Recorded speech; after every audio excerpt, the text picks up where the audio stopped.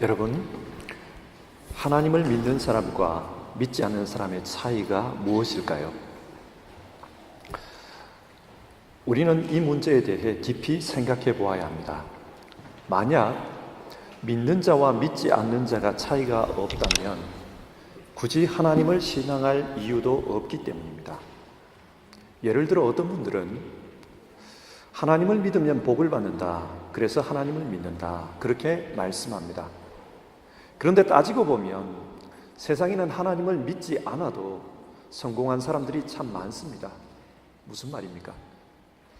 이런 세상적인 성공은 세상 사람들도 가지고 있는 것입니다. 따라서 세상 사람들도 가지고 있는 그 목표를 위해 하나님을 믿는다고 하면 안 믿는 사람들이 우리를 비웃을 것입니다. 그러면 세상은 가지고 있지 않은 것, 우리만 가지고 있는 그것이 무엇일까요? 사도행전 3장에서 베드로는 이런 말을 합니다.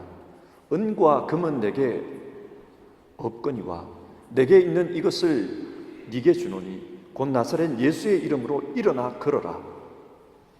베드로는 세상 사람들이 가지고 있는 그런 은과 금은 없다고 했습니다. 세상의 눈으로 보면 은과 금이 없는 보잘것없는 사람입니다. 그러나 그는 세상 사람들이 가지고 있지 않는 뭔가를 가지고 있었습니다. 자기만의 한 방이 있었습니다. 그렇기 때문에 사람들은 세상적으로 보잘것없는 베드로가 전하는 그 복음을 아주 진지하게 받아들였습니다.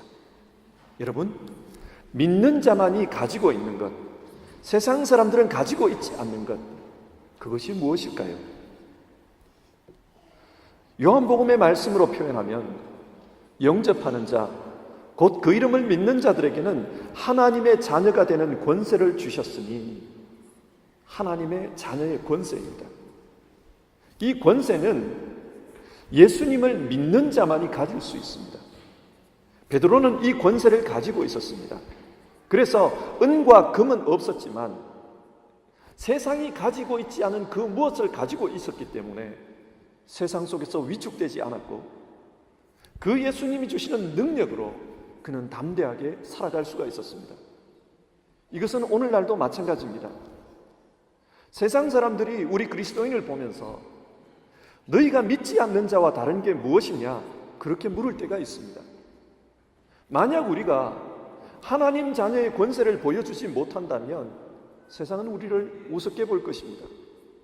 우리는 이 세상 속에서 하나님 자녀만이 가지고 있는 그 무엇인가를 보여줄 수 있어야 합니다. 그러면 우리 시대에 하나님을 믿는 자만이 가지고 있는 그 무엇이 무엇입니까? 베드로처럼 우리도 역시 이적을 행하라는 말입니까? 아닙니다. 오늘 본문은 다시 시작하는 믿음에 대해서 말씀합니다.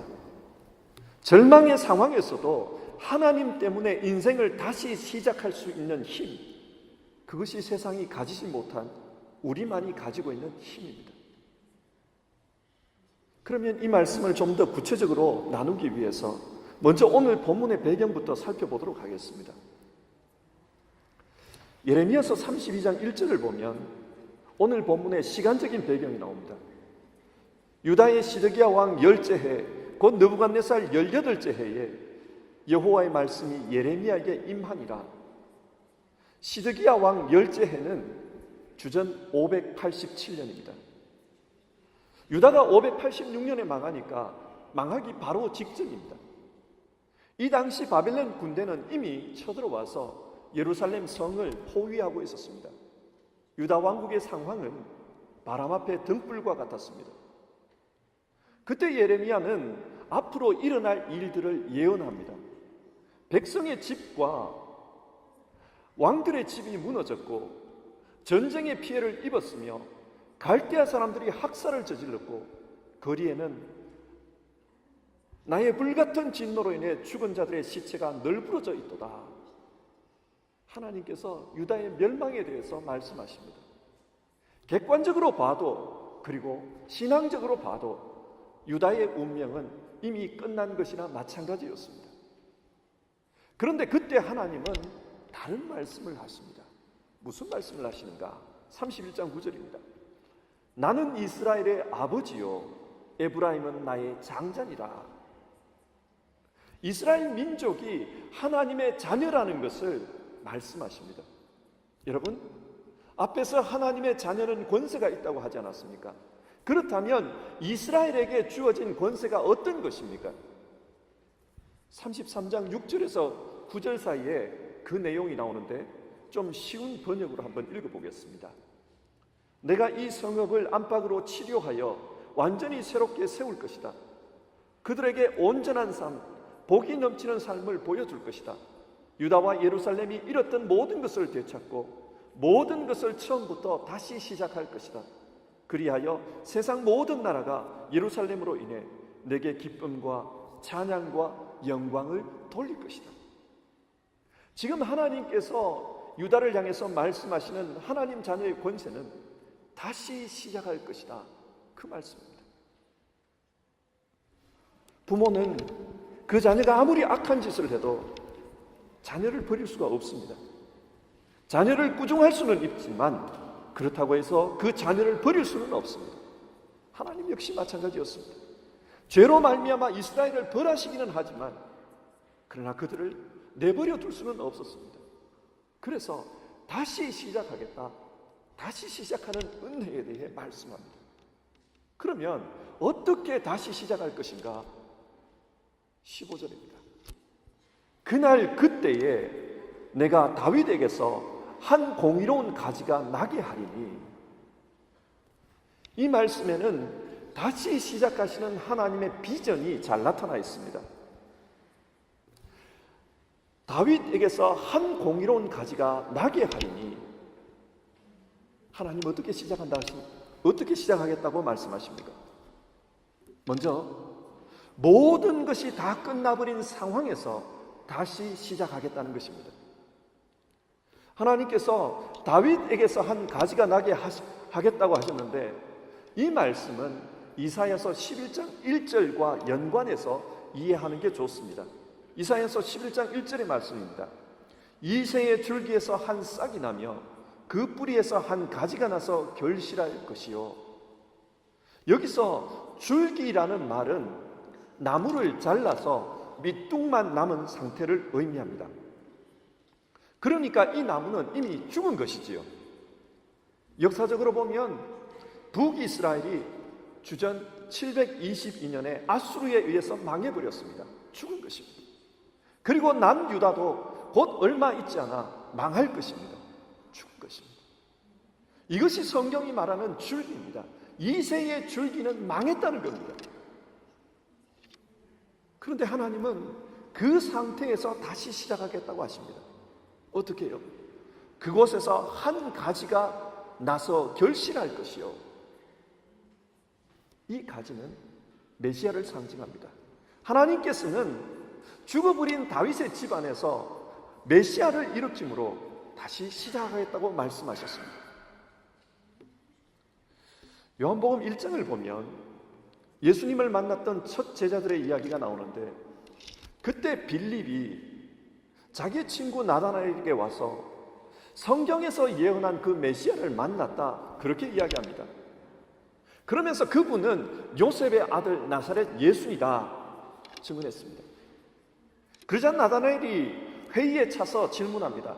나사렛에서 무슨 선한 것이 날 수 있겠느냐? 당시 나사렛은 오늘날로 말하면 산간 오지 마을입니다. 굉장히 오지 마을입니다.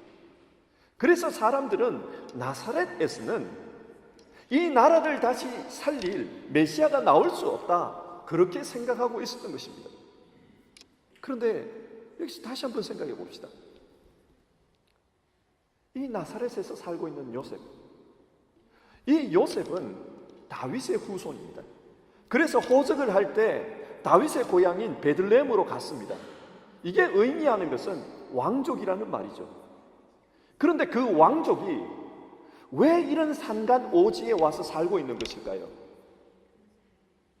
우리는 중간에 어떤 사연이 있어서 그 왕족이 몰락했고 산간 오지까지 왔는지는 알 수 없습니다. 그러나 현실적으로 볼 때 요셉의 집안은 분명히 몰락했습니다. 그래서 고향 가서 방 한 칸 신세 질 수조차도 없는 그런 처지가 되었습니다. 왕족의 혈통을 가졌지만 더 이상 왕족의 권세와는 거리가 먼 그런 상태. 다시 말해서 오늘 성경이 말하는 잘려진 나무와도 같았습니다. 그런데 하나님께서는 이런 집안에 메시아가 태어나게 하셨습니다. 이 말씀을 오늘 우리의 삶에 한번 적용해 봅시다. 우리 역시 하나님의 자녀입니다. 하나님의 자녀라면 하나님께서 우리에게 주시는 그 권세가 있습니다. 그렇다면 우리는 하나님 자녀의 권세로 살아야 합니다. 하나님 자녀의 권세가 무엇입니까? 하나님은 자기 자녀를 보호해 주십니다. 마치 인간 부모가 자기 자녀를 품에 안고 보호하듯이 하나님 역시 그렇게 자기 자녀를 보호해 주십니다. 그러나 여러분, 이 세상 속에서 하나님의 자녀들이 살아가는 모습을 한번 살펴보십시오. 어떤 모습입니까? 사람들은 연약합니다. 육체도 연약하고 마음도 연약합니다. 그래서 자기 자신을 지킬 만한 그런 능력이 근원적으로 사람에게는 없습니다. 그렇지만 내가 내 인생을 책임지지 않으면 그 누구도 내 인생을 책임지주지 않기 때문에 우리는 자기 인생에 책임을 다하기 위해서 최선을 다합니다. 이런 태도가 나쁜 태도가 아닙니다. 어쩌면 세상적으로 훌륭한 태도입니다. 책임지는 인생을 살기 위해서 자기 자신에 대해서 열심히 사는 것, 세상적으로 훌륭합니다. 그러나 여러분, 신앙적으로 보면 문제가 있습니다. 하나님의 보호하심을 믿지 않고 자기 힘으로 살려고 하기 때문에 문제가 있습니다. 이렇게 자기 힘으로 하나님의 보호와 상관없이 자기 힘으로 자기 힘을 의지하면서 살면 어떤 현상이 나타나는가? 내 스스로 책임질 힘이 없는데 스스로를 책임져야 하기 때문에 두려움이 생깁니다. 나는 압니다. 내가 약하다는 걸 압니다. 그러나 내가 내 인생을 책임져야 합니다. 그렇기 때문에 두렵습니다. 그렇기 때문에 염려가 생깁니다. 사람들이 염려할 때를 생각해 보십시오. 내가 분명히 책임져야 할 상황인데 그러나 내가 책임질 수 있는 그 이상의 것을 나는 가지고 있는 겁니다. 그렇기 때문에 염려가 됩니다. 아담의 아들 가인을 보십시오. 가인이 아벨을 죽였습니다. 그는 죄를 지었습니다. 그때 가인은 스스로의 힘으로 자기를 방어하고자 했습니다. 그러나 불안합니다. 많은 사람들이 가인을 처벌하려고 할 때 그 많은 사람을 이길 힘이 자기에는 없었습니다. 불안해했습니다. 하나님은 이런 가인을 이해하셨습니다. 그래서 가인이 스스로 자기를 방어할 수 없기 때문에 가인을 죽이는 자에게는 7배의 벌을 내리겠다, 그렇게 말씀합니다. 그리고 가인에게 가인의 삶을 보호해주는 그 표를 주십니다. 은혜의 표입니다. 그러나 가인은 그 하나님의 말씀을 믿지 않았습니다. 그렇기 때문에 가인은 하나님 앞을 떠나서 에녹성을 쌓았다고 합니다. 자기 힘으로 자기 스스로를 보호하기 위해 성을 쌓은 것입니다. 세상적으로 보면은 이것은 훌륭한 행동일지 모르겠습니다. 그러나 성경은 이것을 죄라고 말합니다. 지난달 구역 예배에서 살펴보셨겠습니다마는 가인이 성을 쌓은 그곳은 에덴의 동쪽에 있었다고 합니다. 에덴은 하나님이 계시는 곳입니다. 그러면 가인이 있는 에덴의 동쪽은 어떤 곳인가? 히브리어로 동쪽이라는 말은 키드마라는 단어입니다. 이 키드마는 방향을 나타낼 때는 동쪽이지만 전치사로 사용할 때는 대항하는, 마주보는 그런 의미입니다. 그러니까 가인이 에덴의 동쪽에 성을 쌓았다는 말은 하나님께 대항해서 성을 쌓았다는 말입니다. 에덴이 우리에게 말하는 것은 하나님이 주시는 생명과 은혜로 살라는 것입니다. 그러나 가인이 성을 쌓았다는 것은 내 힘으로 내 스스로를 책임지며 살겠다, 그것이었습니다. 성경은 이것을 죄라고 말합니다. 여러분, 하나님의 자녀이지만 하나님 자녀의 특권을 잃어버리고 자기의 힘만을 의지하며 사는 것은 아닙니까? 그래서 염려하며 사는 것은 아닙니까? 예수님은 세상 속에서 염려하며 사는 사람들을 향해서 한 번쯤 눈을 들어 하늘의 새를 쳐다보라고 하셨습니다. 그리고 좀 더 눈을 멀리 떠서 들에 핀 백합화를 보라고 하셨습니다. 그러면서 오늘 있다가 내일 아궁이에 던져질 들풀도 하나님이 이렇게 입히시거든. 하물며 너희 일까 보냐 믿음이 작은 자들아, 우리에게 그렇게 말씀하셨습니다. 여러분, 혹시 올 한 해를 사시면서 자기 스스로의 삶에 대해 나는 밑둥이 잘려진 나무와 같다, 그런 생각이 드시는 분이 계십니까? 나는 이미 끝났다, 그런 판단을 내리신 분이 계십니까? 그렇다면 자녀의 권세를 생각하십시오. 하늘 아버지께서는 우리를 보호하십니다. 그것이 우리의 권세라고 말씀하십니다. 그러면서 하늘 아버지께서 우리에게 다시 시작하자고 말씀하십니다. 그 끝나버린 밑둥에서 새로운 싹이 나오게 하겠다, 다시 시작하자, 우리에게 그것을 말씀하십니다. 그리고 두 번째로 하나님께서는 어떻게 다시 시작한다고 말씀하시는가? 보잘것없는 새 가지로 시작하겠다고 하십니다. 봄이 되면 잘려진 나무 밑둥에서 새 가지가 나옵니다. 그 가지는 보잘것없습니다. 굉장히 약하고 쓸모가 없습니다. 그런데 하나님께서는 보잘것없는 그 작은 것으로부터 시작하기를 좋아하십니다. 이사야서 53장 2절의 말씀입니다.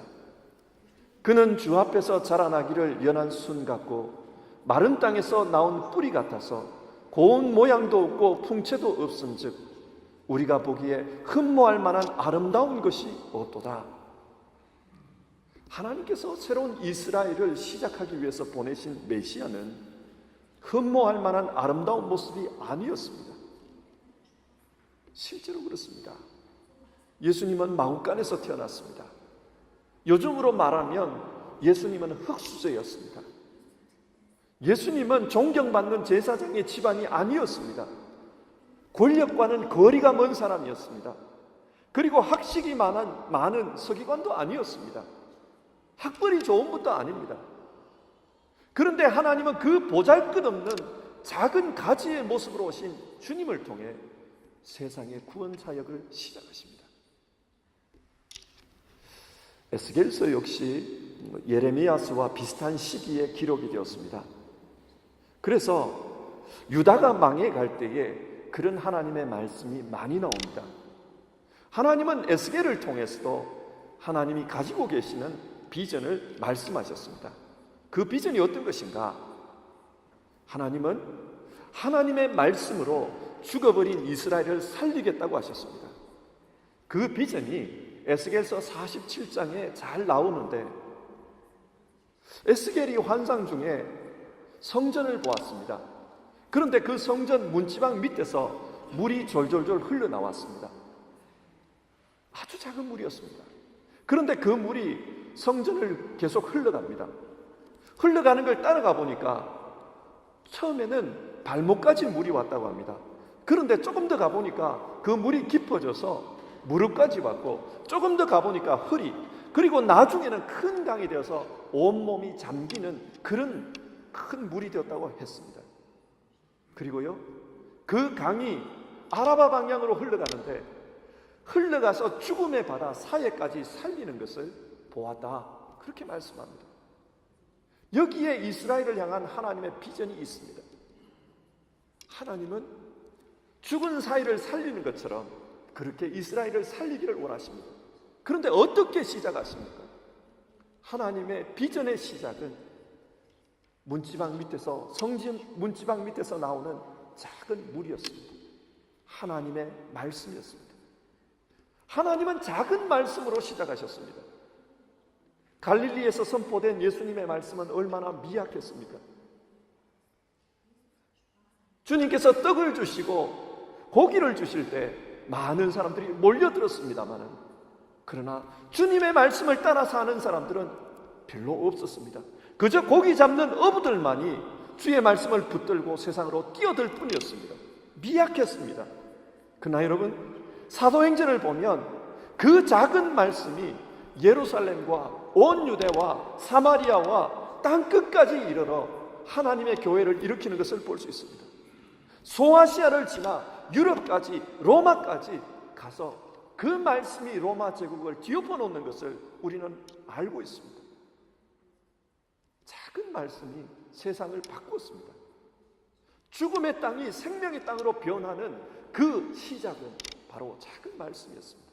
이처럼 하나님은 약한 자를 들어 강한 자들을 부끄럽게 하시는 것을 기뻐하신다고 말씀합니다. 세상에 미약한 것, 세상에 천한 것, 멸시받는 것들을 통해 세상에 강한 것, 높은 것, 스스로를 자랑하는 것들을 넘어뜨리십니다. 왜 그렇게 일하시는가? 성경은 말씀합니다. 그래야 진짜 하나님이 역사하셨다는 것이 증명되기 때문이다. 약한 그것이 역사하여서 세상을 바꿀 때 모든 사람들은 이것이 하나님의 역사라고 말하기 때문이다. 성경 그렇게 말씀합니다. 오늘날 우리가 사는 시대는 스스로 노력해서 성공하기 어려운 시대라고 말들 합니다. 속된 말로 개천에서 용나는 것이 어려운 시대입니다. 그러다 보니 사람들은 타고난 환경이 좋지 않은 경우에는 절망합니다. 타고난 재능이 남들보다 작을 때는 절망합니다. 스스로 주저앉습니다. 그러나 여러분, 성경이 말씀하는 하나님 자녀의 권세가 무엇입니까? 자녀는 부모의 것을 모두 공유합니다. 부모가 부자이면 자녀 역시 그 모든 가진 것을 공유합니다. 성경은 그래서 우리를 하나님의 상속자라고 부릅니다. 이 말은 하나님의 것은 다 우리의 것입니다. 따라서 하나님의 자녀로 산다는 것은 부여하신 하나님께서 우리의 삶에 필요한 모든 것을 공급해 주실 수 있다, 그것을 믿는 믿음으로 사는 것입니다. 하지만 여러분, 우리가 신앙하면서 실제로는 어떤 모습으로 삽니까? 하나님을 믿지만은 여전히 불안할 때가 많습니다. 하나님이 부유하신 분이라는 것을 알지만은 그러나 불평하며 살 때가 많습니다. 나는 왜 이런 나라에서 태어났을까? 복지가 잘된 나라에서 태어났으면 고생하지 않고 잘 살 수 있을 텐데 나는 왜 이런 곳에서 태어났을까? 나는 왜 이런 집안에서 태어났을까? 부자 집안에서 태어났으면 하고 싶은 것 다 하면서 그렇게 살 수 있을 텐데 사람들은 불평을 합니다. 하나님을 믿지 않는 사람들은 이것을 운명이라고 합니다. 절대 바꿀 수 없는 운명이기 때문에 체념하고 살아야 된다, 그렇게 생각합니다. 그러나 여러분, 하나님을 믿는 사람들은 작은 것에서부터 비전을 펼쳐가시는 그 하나님의 인도하심을 믿습니다. 그 하나님의 인도하심을 믿기 때문에 우리는 절망하기에는 이릅니다. 하나님이 어떻게 인도하십니까? 하나님은 정확하게 인도하십니다. 성경 룻기를 보십시오. 하나님은 망해버린 나오미의 가정을 다시 일으키기를 원하십니다. 나를 나오미라고 부르지 말라. 나를 마라라 부르라. 나는 기쁨이라는 이름이 아니라 나는 쓴맛을 본 인생이다. 나를 마라라 부르라. 하나님은 그런 나오미를 룻을 통해 일으켜 세우기를 원하십니다. 룻이 보리 이삭을 줍기 위해서 일을 나갔습니다. 그걸 주어야만 하루 먹을 수 있는 양식을 얻을 수 있습니다. 그런데 일하러 갔을 때 마침 그때 그 밭이 보아스의 밭이었다고 합니다.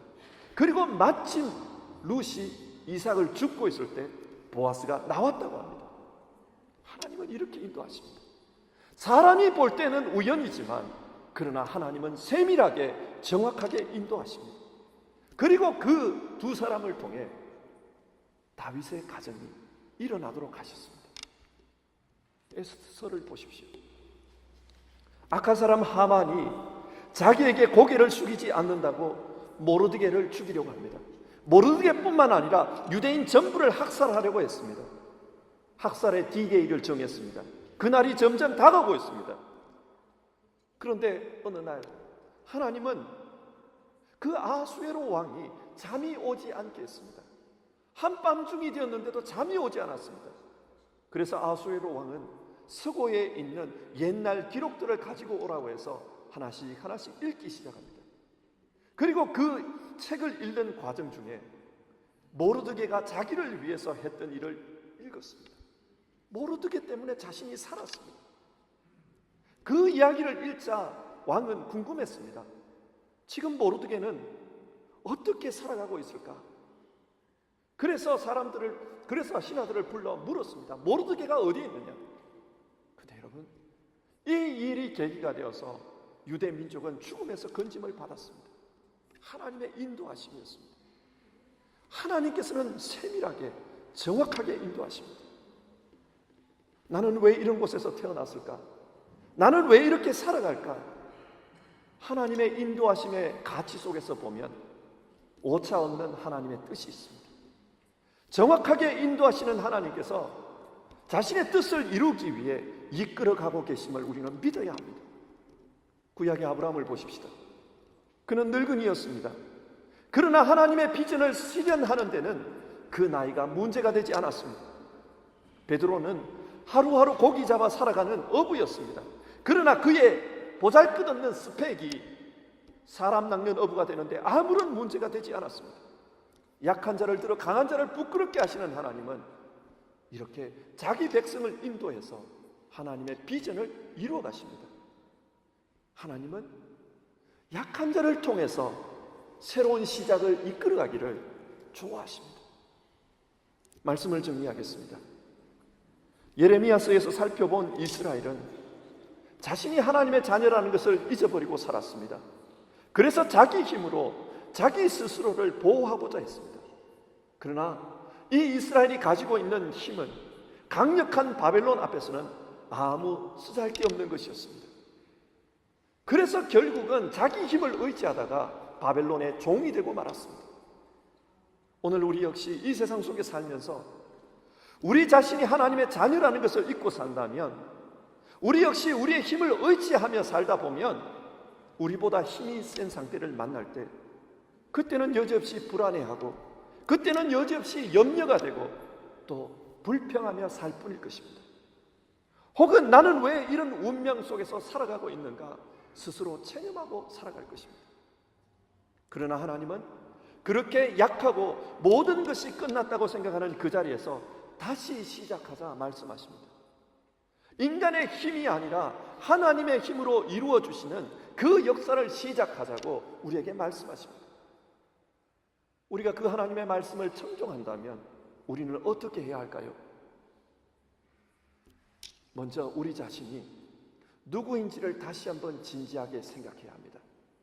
우리는 하나님의 자녀입니다. 하나님께서 보호하시고 하나님께서 인도하시는 그 권세가 있는 하나님의 자녀입니다. 올 한 해를 살면서 나는 실패했다, 나는 다 끝났다, 스스로 포기했던 부분이 있다면 이제는 하나님이 다시 시작하실 수 있다는 것을 믿으며 하나님의 자녀의 자리로 돌아갈 수 있기를 바랍니다. 밑둥이 잘려버린 나무에서 새순을 내시는 그 하나님, 보잘것없는 그 새순으로 역사의 물줄기를 바꿔버리시는 그 하나님, 그 하나님을 의지하며 하나님 자녀의 자리로 돌아가야 합니다. 가끔씩 인생을 다시 살 수 있다면 지금처럼 이렇게 살지는 않겠다, 그런 생각이 들 때가 있습니다. 시간을 돌이킬 수만 있다면 지금까지 해왔던 것처럼 그렇게 선택하지는 않을 것 같다, 그런 후회가 될 때가 있습니다. 하지만 지나간 시간을 돌이킬 수 없기에 지금 할 수 있는 것은 잘못된 선택이 남겨놓은 삶의 상처들과 후유증, 그것을 짊어지고 가는 것밖에는 다른 수가 없습니다. 힘들지만 그렇게 살 수밖에 없습니다. 그러나 여러분, 저는 믿습니다. 다시 시작하시는 하나님, 그 하나님을 붙들고 의지하면 하나님께서 이 상황에서 새로운 역사를 만들어 가실 것이라는 사실을 저는 믿습니다. 하나님은 새롭게 시작하실 수 있습니다. 주님을 부인했던 베드로, 그는 얼마나 후회가 되었겠습니까? 부활하신 주님을 만났을 때 그때 할 수만 있다면 자신의 시간을 되돌리고 싶지 않았겠습니까? 우리 역시 우리의 진로 선택에 있어서, 결혼에 있어서, 가정생활에 있어서, 사회생활에 있어서, 신앙생활에 있어서 시간을 되돌리고 싶을 때가 있습니다. 후회된다, 잘못 왔다, 되돌리고 싶을 때가 있습니다. 그리고 하나님과의 관계에서, 이웃과의 관계에서도 시간을 돌리고 싶을 때가 있습니다. 그러나 여러분, 하나님께서는 그 시간 위에서 다시 시작할 수 있다고 우리에게 말씀하십니다. 그 하나님을 믿읍시다. 그러면 그 하나님께서 우리 안에서 새로운 일을 시작하실 것입니다. 이것을 믿는 믿음으로 우리 함께 기도하겠습니다. 하나님, 올 한 해를 돌아보며 우리에게도 후회되는 일들이 많습니다. 어떤 곳에서는 삶이 폐허가 되어버렸다, 그런 느낌이 드는 부분도 있습니다. 어떤 곳에서는 후회만 남아있는 부분도 있습니다. 그러나 다시 시작하는 주님을 의지합니다. 우리는 하나님의 자녀이기에 다시 시작하는 그 하나님의 권세를 믿으며 일어서기 원합니다. 주님, 우리 한 사람 한 사람의 삶을 새롭게 하여 주시옵소서.